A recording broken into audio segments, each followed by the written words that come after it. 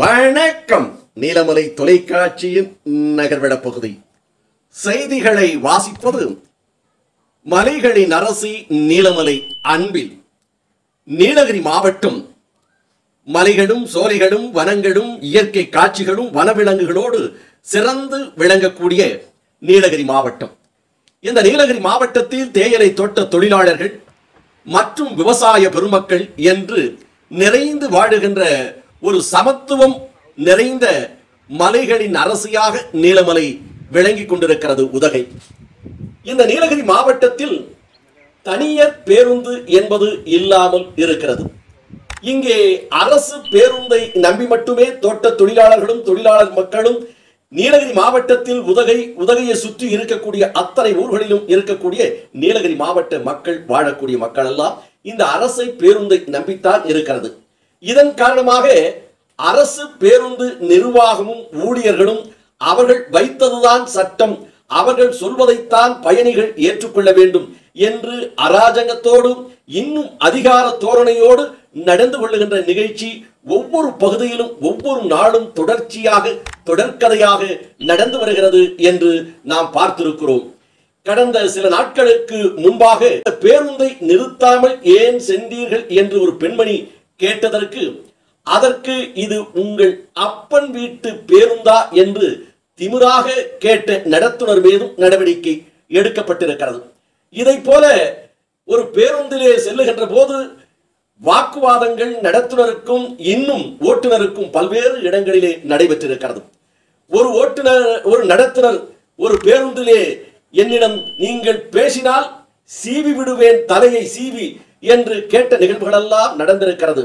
ஆக அரசு பேருந்து என்று சொன்னாலே இன்றைக்கு அராஜகம்தான் என்று நீலகிரி மாவட்ட மக்கள் கருதக்கூடிய அளவிற்கு நிகழ்வுகள் நடந்து கொண்டிருக்கிறது.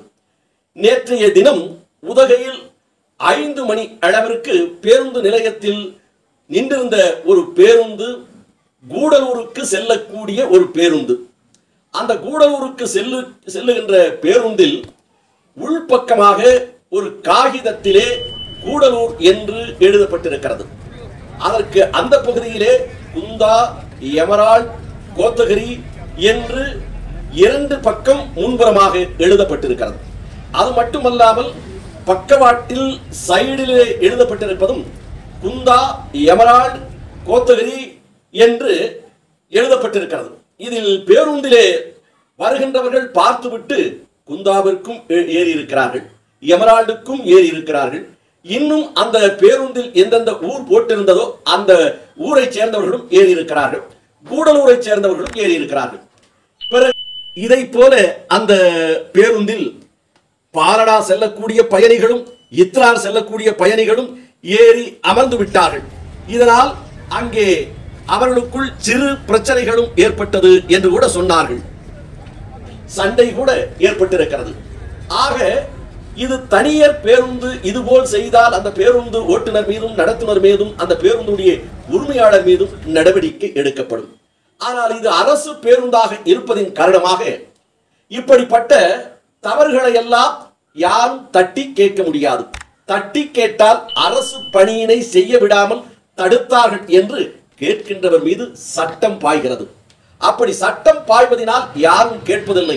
ஆனால் இப்படிப்பட்ட தவறுகள் நடக்கின்ற போது பயணிகளுக்கு எந்த அளவுக்கு சிரமம் ஏற்படுகிறது என்று இனியாவது அரசு பேருந்தும் இதுபோன்ற தவறுகள் நடக்காமல் நடவடிக்கை எடுக்கப்பட வேண்டும்.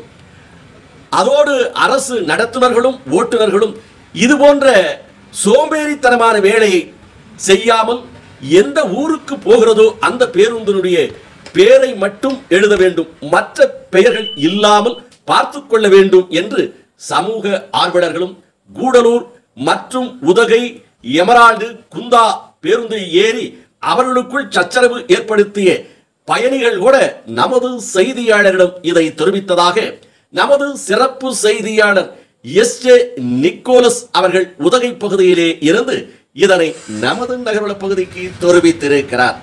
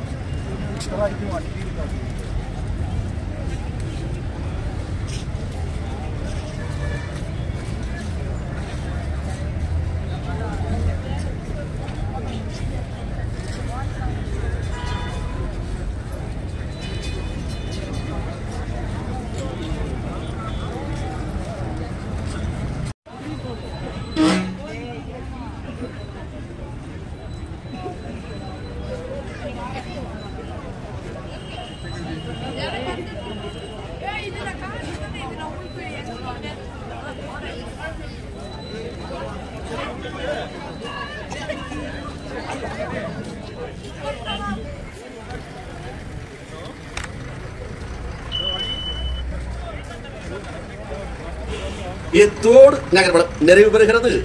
வணக்கம்.